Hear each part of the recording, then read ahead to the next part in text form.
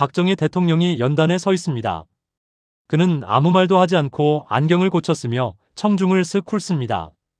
그 짧은 3초의 정적이 시청자의 숨을 막히게 합니다. 절, 대, 권, 력. 여러분, 이 인물을 보십시오. 대한민국 현대사의 거대한 산맥, 박정희입니다. 그는 단 한 번도 남 앞에서 약한 모습을 보인 적이 없는 인물이었습니다. 군인 출신의 서슬 퍼런 기백, 한나라의 운명을 손에 쥔 채 불도저처럼 밀어붙였던 그 차가운 눈빛. 그가 책상을 탁 하고 내리치면 장관들은 사시나무 떨듯 떨었고, 그가 결단을 내리면 산이 옮겨지고 바다가 메워졌습니다. 베트남 파병 결정 당시에 고뇌하는 표정, 서독 광부들 앞에서 눈물을 닦던 손수건, 그리고 무엇보다 유명한 미국 존슨 대통령 앞에서도 선글라스를 벗지 않고 꼿꼿하게 앉아있던 그 깡다구. 미국, 세계 최강대국이죠. 하지만 박정희는 그들 앞에서도 굴복하지 않았습니다. 원조를 구걸하러 간 자리에서도 당당히 선글라스를 끼고 자존심을 지켰던 사람입니다. 반대파들이 도로에 누워 내 목을 치고 가라며 경부고속도로 건설을 막아설 때도 그는 눈 하나 깜짝하지 않았습니다.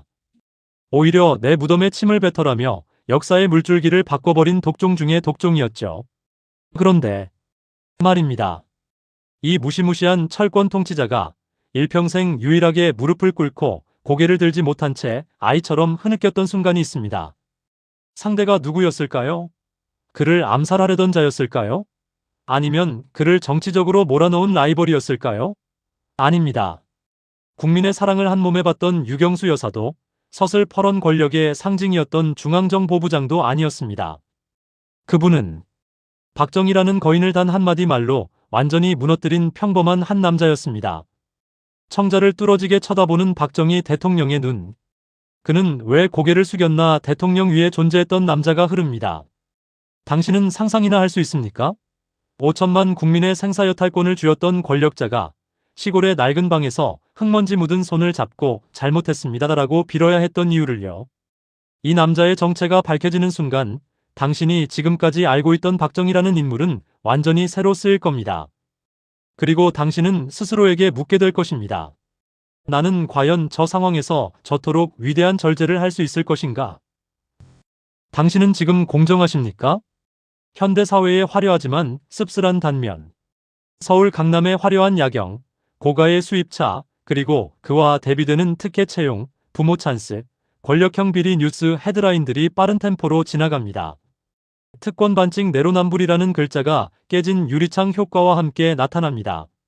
잠시 눈을 감고 지금 우리가 사는 세상을 떠올려 보십시오. 성공하기 위해 수단과 방법을 가리지 않는 시대, 부모의 권력이 곧 자식의 실력이 되는 세상 아닙니까? 빽이 없으면 바보 소리를 듣고 정직하게 살면 손해본다고 믿는 우리들의 서글픈 자화상이죠. 하지만 오늘 우리가 만날 이 남자는 전 국민이 우러러보는 대통령의 형제였음에도 불구하고 그 화려한 조명을 단 한 번도 탐내지 않았습니다. 아니, 오히려 그 조명을 피해 스스로를 어둠 속에 가뒀습니다. 왜였을까요? 리더의 자격은 그가 가진 권력이 아니라 그 권력을 얼마나 절제하느냐에 달려있다고요. 사자후를 토합니다. 가족조차 통제하지 못하는 리더가 어떻게 국가를 경영하겠는가? 이들의 말은 2026년 오늘날을 살아가는 우리에게도 뼈아픈 교훈을 줍니다. 박정희 대통령이 그토록 독하게 밀어붙였던 산업화의 이면에는 사실 나부터, 내 가족부터 희생한다는 무서운 원칙이 서 있었습니다. 그 원칙을 몸소 실천하며 대통령의 뺨을 때리는 것보다 더 아픈 가르침을 준 남자가 바로 오늘의 주인공입니다. 당신은 누군가에게 기댈 구석이 있다면 그 유혹을 뿌리칠 수 있습니까? 내 동생이 대통령인데, 내 조카가 장관인데 길 한번 닦아달라는 말이 입 밖으로 나오지 않겠습니까? 하지만 이 남자는 평생을 대통령의 형이 아닌 경북구미의 가난한 농부로 남기를 고집했습니다. 그 고집이 박정희라는 강철 같은 남자를 울렸고 대한민국의 기강을 세웠습니다. 오늘 우리가 이 이야기를 다시 꺼내는 이유는 명확합니다. 우리 사회에 사라진 염치와 절제를 찾기 위해서입니다. 이제 본격적인 이야기를 시작하려 합니다. 1960년대 어느 차가운 밤, 대통령의 차가 흙먼지를 일으키며 시골 마을에 도착했을 때 그 낡은 문 뒤에서 도대체 무슨 일이 벌어졌던 걸까요? 동생 박정희를 무릎 꿇린 형 박동희의 호통, 그 서슬 퍼런 질책의 현장으로 여러분을 초대합니다. 준비되셨나요? 당신의 상식이 완전히 무너질 준비를 하십시오. 대통령이 고향에 온다. 1960년대 구미 상모동의 거친 풍경. 화면은 거친 필름 입자가 느껴지는 흑백 영상으로 전환됩니다. 저 멀리서 먼지 구름을 일으키며 검은색 세단 여러 대가 비포장도로를 달려옵니다. 길가에는 일하던 농민들이 허리를 펴고 신기한 듯 그 행렬을 바라봅니다. 온 마을이 들썩였습니다. 대한민국 역사상 전무후무한 사건, 우리 마을 사람 박정희가 대통령이 되어 고향에 돌아온 것입니다. 금이환영. 비단옷을 입고 고향에 돌아온다는 그 말이 이보다 더 잘 어울릴 순 없었죠. 장관들, 경호원들, 그리고 수많은 기자가 그 뒤를 따랐습니다. 사람들은 기대했습니다. 이제 우리 마을은 팔자를 고쳤다. 대통령의 고향인데 황금길이 깔리겠지. 반짝이는 검은 차에서 내린 박정희는 번듯한 양복 차림입니다. 하지만 그가 발걸음을 멈춘 곳은 기와집도 대궐도 아니었습니다. 비바람에 깎인 낡은 흙벽, 구멍난 창호지 문이 달린 동네에서 가장 초라해 보이는 어느 오두막 앞이었습니다. 하지만 박정희 대통령이 차에서 내려 가장 먼저 달려간 곳은 마을 잔치상이 아니었습니다. 바로 큰형님, 박동희 씨가 사는 낡은 집이었죠. 대통령의 형제라면 적어도 떵떵거리며 살 줄 알았는데 그 집은 동네에서 가장 가난한 집과 다를 바 없었습니다. 대통령은 문 앞에서 잠시 멈칫합니다. 자신의 권력이 온 나라를 바꾸고 있는데 정작 자신의 뿌리인 형님은 여전히 6.25 전쟁 직후의 풍경 속에 머물러 있었기 때문입니다. 형님, 저 정의입니다. 어두운 방 안, 문틈으로 새어나오는 희미한 호롱불빛. 카메라 앵글은 대통령의 시선을 따라 낮은 문턱을 넘습니다. 방 안에는 낡은 메리아스 차림으로 무릎을 굽히고 앉아 담배를 태우던 한 노인이 있습니다. 그의 손등은 논밭에서 구른 세월만큼이나 거칠고 갈라져 있습니다. 조심스럽게 문을 열고 들어선 박정희. 형님, 저 정이 왔습니다. 한 나라의 국군 통수권자가 아니라 어린 시절 형님의 등에 업혀다니던 막내 동생의 목소리였습니다. 그런데 말입니다. 형님 박동희 씨는 동생을 보고도 자리에서 일어나지 않았습니다. 아니, 오히려 고개를 돌려 창밖을 보며 짧게 한마디 던질 뿐이었죠. 왔나. 그 짧은 두 마디 속에 담긴 서늘한 공기가 방 안을 가득 채웠습니다. 대통령을 수행하던 비서실장과 경호원들은 등 뒤에서 식은땀을 흘려야 했습니다. 형님, 왜 이렇게 사십니까? 박정희 대통령의 떨리는 손과 박동희 씨의 단호한 뒷모습 대조. 방 안에 유일한 빛인 호롱불이 흔들립니다. 박정희 대통령의 눈에 들어온 것은 형님의 밥상 위에 놓인 거친 보리밥과 짠지 몇 조각이었습니다. 대통령 박정희는 참을 수 없는 슬픔과 미안함에 휩싸입니다. 형님, 이게 뭡니까? 제가 대통령인데 형님이 이렇게 사시면 제 마음이 어떻겠습니까? 내일 당장 집부터 새로 짓고 전기를 넣어드리겠습니다. 이것은 권력자의 오만이 아니었습니다. 동생으로서의 눈물겨운 호소였죠. 하지만 이 호의가 불러올 대재앙 같은 호통을 박정희는 미처 예상하지 못했습니다. 형님 박동희의 입이 열리는 순간 대한민국의 역사가 바뀔 진정한 리더십의 교훈이 시작됩니다. 신문에 나면 어쩔래? 대통령의 떨리는 목소리. 어두운 방 안, 흔들리는 촛불과 박정희의 모습. 박정희 대통령의 눈시울이 붉어집니다. 한 나라의 운명을 바꾼 강철 같은 남자의 손이 형님의 거친 손등 위에서 파르르 떨립니다. 아래에는 대통령의 진심 미안함이라는 자막이 은은하게 깔립니다. 박정희는 참을 수 없었습니다. 동생인 내가 대통령인데 형님은 왜 여전히 이 좁고 어두운 방에서 흙먼지를 뒤집어 쓰고 계신 건지. 형님, 내일 당장 한전 직원을 보내 전기를 넣어드리겠습니다. 길도 새로 닦고 집도 번듯하게 고치겠습니다. 제가 대통령인데 형님 한 분 못 챙겨드린다면 국민들 볼 면목이 있겠습니까? 이건 권력자의 횡포가 아니었습니다. 평생 고생만 한 형님을 향한 동생의 처절한 울음 섞인 부탁이었습니다. 형님 박동희의 벼락 같은 호통. 갑작스러운 침묵 후 박동희 씨가 상을 내리치는 소리 꽝. 순하게만 보이던 농부 형님이 갑자기 호랑이처럼 변해 동생을 쏘아봅니다. 전체가 붉은색으로 번쩍이며 긴장감을 극대화합니다. 천둥 같은 목소리. 그때였습니다. 형님 박동희의 손바닥이 낡은 밥상을 내리쳤습니다. 정희야, 네가 대통령이지 내가 대통령이냐? 방 안의 공기가 일순간 얼어붙었습니다. 밖에서 대기하던 경호원들이 총을 꺼내 들 뻔할 정도로 서슬 퍼런 기계였습니다. 네가 대통령 됐다고 유세 부리나? 신문에 나면 어쩔래? 대통령형이라고 전용기 쓰고 특혜 받는다고 손가락질하면 그 욕은 누가 다 먹겠나? 너만 욕먹는 게 아니라 나라 망신이다. 다른 집 다 들어가고 맨 나중이다. 박동희 씨의 단호한 눈빛과 박정희의 고개 숙인 뒷모습. 형님의 호통은 멈추지 않았습니다. 전기, 마을 사람들 집집마다 다 들어가고 길도 다 닦이고 나서 이 나라 모든 농민이 혜택을 다 보고 나면 그때 우리 집은 맨 나중이다. 알겠나? 이 말은 박정희라는 거인의 심장을 관통했습니다. 수만 명의 군대를 호령하던 사령관도 한나라의 법을 만드는 통치자도 형님의 이 서슬 퍼런 원칙 앞에서는 한낱 철부지 동생에 불과했습니다. 진짜 무서운 사람은 누구인가? 박정희 대통령이 형님의 방을 나와 먼 산을 바라보는 장면. 대통령 위에 존재했던 농부 대한민국을 지탱한 진짜 힘이 나타납니다. 여러분, 보십시오. 이것이 진짜 리더십의 뿌리였습니다. 권력을 쥐고도 그 권력을 단 일지도 쓰지 않겠다는 저 무서운 절제. 박정희 대통령은 그날 밤 형님의 낡은 집 마당에 서서 밤하늘을 보며 깊은 깨달음을 얻습니다. 내 형님이 저토록 나를 아끼고 자중하는데 내가 어찌 허투루 나라를 다스리겠는가.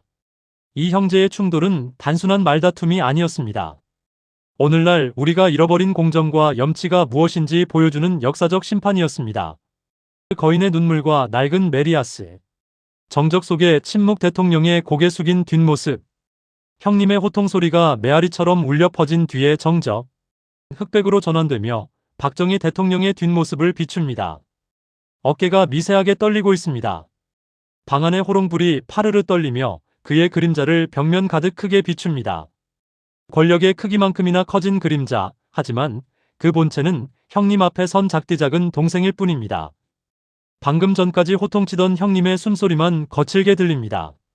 대한민국에서 감히 누가 대통령에게 이런 소리를 할 수 있을까요? 중앙정보부장도 미군 사령관도 하지 못한 말을 시골 농부인 형님이 던진 겁니다. 박정희는 아무 말도 하지 못했습니다. 아니, 할 수 없었습니다. 형님의 그 호통은 자신을 미워해서가 아니라 동생이 혹여나 권력의 취기에 취해 넘어질까봐 던진 가장 아픈 사랑의 채찍이었음을 누구보다 잘 알았기 때문입니다. 인간 박정희의 고백. 형님, 제가 참 못났습니다. 박정희 대통령이 천천히 무릎을 꿇는 장면. 번듯한 양복 바지에 흙이 묻는 것도 잊은 채 박정희는 형님의 거친 발등 앞에 무릎을 꿇습니다. 그리고 참았던 눈물이 툭 하고 형님의 발등 위로 떨어집니다. 박정희의 목소리가 떨려 나옵니다. 형님, 제가 참 못났습니다. 나라를 바꾼답시고 큰 소리 쳤는데 정작 내 형님 마음 하나 헤아리지 못했습니다. 형님이 왜 이러시는지 그 깊은 뜻을 이제야 알겠습니다. 대통령의 눈물은 미안함 때문만은 아니었을 겁니다. 자신을 지켜주는 이 거대한 원칙의 벽이 고향에 살아있다는 사실에 대한 안도감, 그리고 그 희생에 대한 고마움이 뒤섞인 뜨거운 눈물이었죠. 형님 박동희 씨 역시 눈시울이 붉어지며 동생의 어깨를 투박하게 툭툭 칩니다. 됐다, 정희야. 네가 잘하면 나도 잘 사는 거다. 청와대에서 외빈들을 맞이하는 화려한 모습과 그 시각 고향에서 뙤약볕을 받으며 김을 매는 형님의 모습이 대조됩니다. 가장 가까운 곳에 적 권력의 단맛, 그것을 끊어낸 칼날 같은 형제애가 나타납니다. 이것이 진짜 위기였습니다. 만약 그날 형님이 그래, 전기 좀 넣어다오, 길도 닦아다오라고 했다면 어떻게 됐을까요? 박정희 정부의 청렴함은 그날로 무너졌을 겁니다. 대통령 형도 저러는데 우리라고 왜 못해? 라는 소리가 관료들 사이에서 터져나왔겠죠. 하지만 형님의 절제는 박정희에게 가장 강력한 정치적 무기를 선물했습니다. 내 형님도 저렇게 사는데 너희들이 감히 부정부패를 저질러? 라는 무언의 압박 말입니다. 형님은 스스로 어둠 속에 남음으로써 동생의 앞길에 빛을 비춘 것입니다. 은 메리아스가 남긴 가르침. 박정희 대통령이 방을 나서며 형님의 낡은 메리아스를 한 번 더 바라보는 모습. 카메라는 구멍난 메리아스를 응시합니다. 그 구멍은 가난의 증거가 아니라 대한민국 리더십의 구멍난 양심을 메우는 숭고한 훈장이었습니다. 대통령은 방을 나오며 다시 한번 다짐합니다. 내 형님이 지킨 저 청렴함을 내가 배신하지 않으리라. 여러분, 이제 보이시나요? 박정희라는 거인을 만든 건 5.16도 군대의 힘도 아니었습니다. 권력의 정점에서 가장 낮은 곳을 바라보게 했던 형님의 낡은 메리아스, 그리고 그 앞에서 쏟았던 대통령의 눈물이었습니다. 이 눈물이 없었다면 오늘날의 대한민국도 없었을지 모릅니다. 1963년 제5대 대통령 취임식 현장. 웅장한 군악대 소리와 수만 명의 인파. 카메라는 귀빈석 중앙을 비춥니다. 각국 외교사절과 내로라 하는 권력자들이 화려한 정장 차림으로 앉아 있습니다. 그런데 가장 앞줄 대통령 가족석 한 자리가 텅 비어 있습니다. 이름표에는 박동희라는 세 글자가 선명합니다. 대한민국 건국 이래 가장 화려했던 취임식.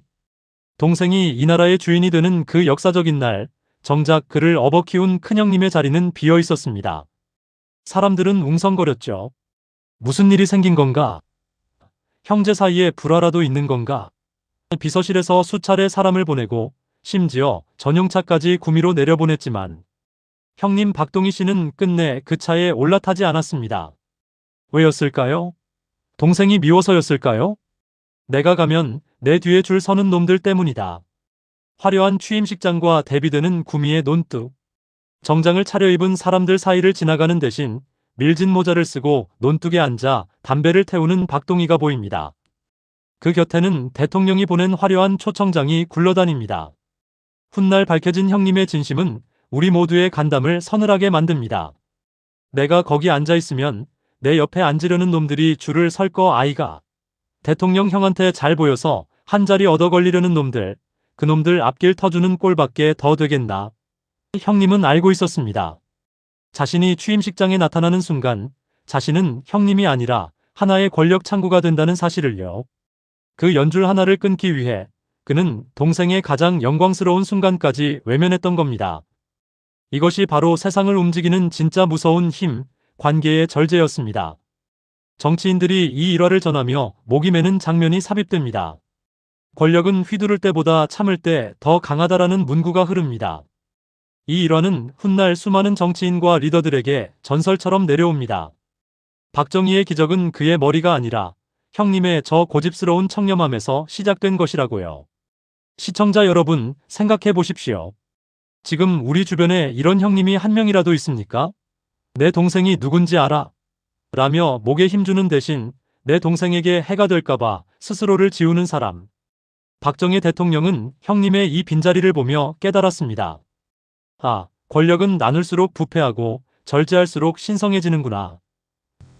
대통령을 가르친 농부. 흑백 사진 뙤약볕 아래서 땀 흘리는 박동희 씨의 실제 모습. 카메라는 그의 검게 그을린 얼굴과 투박한 손을 모습. 그는 대통령의 형이 아니라 그저 대한민국의 평범한 농부였습니다. 동생은 청와대에서 세계 지도를 펼치고 국운을 걸었지만 형님은 고향에서 흙을 일구며 정직한 땀방울의 가치를 지켰습니다. 박정희 대통령은 집무실 책상 위에 형님의 모습을 떠올릴 때마다 정신이 번쩍 들었다고 합니다. 형님이 저렇게 사시는데 내가 어떻게 한눈을 팔겠는가. 자, 이제 결론으로 가봅시다. 이 위대한 형제의 유산이 오늘날 우리에게 어떤 마지막 질문을 던지는지. 당신의 가슴 속에 박동희가 살고 있습니까? 여운의 극대화 잊혀진 농부의 뒷모습. 속삭이듯 하지만 뼈가 있는 목소리. 세상은 박정희라는 거대한 이름만을 기억합니다. 그가 세운 공장, 그가 닦은 도로, 그가 이룩한 숫자의 기적들을 말이죠. 하지만 그 화려한 기적의 그림자 속에서 묵묵히 흙을 만지며 동생의 권력이 자신에게 닿지 않도록 스스로를 유폐시켰던 한 남자가 있었습니다. 박동희. 그는 죽는 순간까지도 대통령의 형이라는 수식어를 거부했습니다. 그가 남긴 건 화려한 유산이 아니라 지독할 정도의 정직함 뿐이었습니다. 당신이라면 어땠을까요? 이제 영상의 문을 닫기 전 여러분께 진심으로 묻고 싶습니다. 만약 당신에게 그 절대 권력의 열쇠가 주어졌다면 당신은 그 열쇠로 형님의 집 문을 열어 전기를 넣어주셨겠습니까? 아니면 형님처럼 그 열쇠를 던져버리고 호롱불 아래서 동생의 안위를 위해 기도하셨겠습니까? 우리는 흔히 세상이 불공정하다고 비판합니다. 하지만 정작 우리 손에 작은 권력이라도 쥐어졌을 때 우리는 그 박동희식 절제를 단 1초라도 고민해 본 적이 있을까요? 박정희의 눈물, 박동희의 호통, 그리고 낡은 메리아스가 순차적으로 지나갑니다. 신뢰와 연대를 강조하는 뜨거운 목소리. 오늘 이 이야기가 당신의 가슴을 조금이라도 울렸다면 당신은 이미 우리 사회의 품격을 높일 준비가 된 0.1%의 리더입니다. 저희 채널은 단순히 과거의 기록을 읊조리는 곳이 아닙니다. 잊혀진 영웅들의 진짜 가치를 발굴하고 오늘날 우리 삶의 이정표를 제시하는 공간입니다. 이런 지독한 원칙과 뜨거운 인간미가 살아있는 이야기를 계속해서 듣고 싶으시다면 저희와 함께해 주십시오. 댓글로 당신의 염치를 보여주세요. 오늘 영상에서 가장 가슴에 남았던 대사나 장면이 무엇인가요? 혹은 여러분이 경험했던 절제의 순간이 있다면 댓글로 나눠주세요. 여러분의 소중한 한 줄이 누군가에겐 인생을 바꾸는 큰 울림이 될 수 있습니다. 구독과 좋아요는 이 시대에 꼭 필요한 염치 있는 리더십을 널리 퍼뜨리는 가장 강력한 힘이 됩니다. 끝까지 시청해주셔서 진심으로 감사합니다. 다음 영상에서는 더 놀라운 통찰로 찾아뵙겠습니다. 당신의 오늘이 박동희처럼 당당하기를 응원합니다. 박정희와 박동희 형제가 나란히 서 있는 듯한 대한민국의 기적은 여기서 시작되었습니다.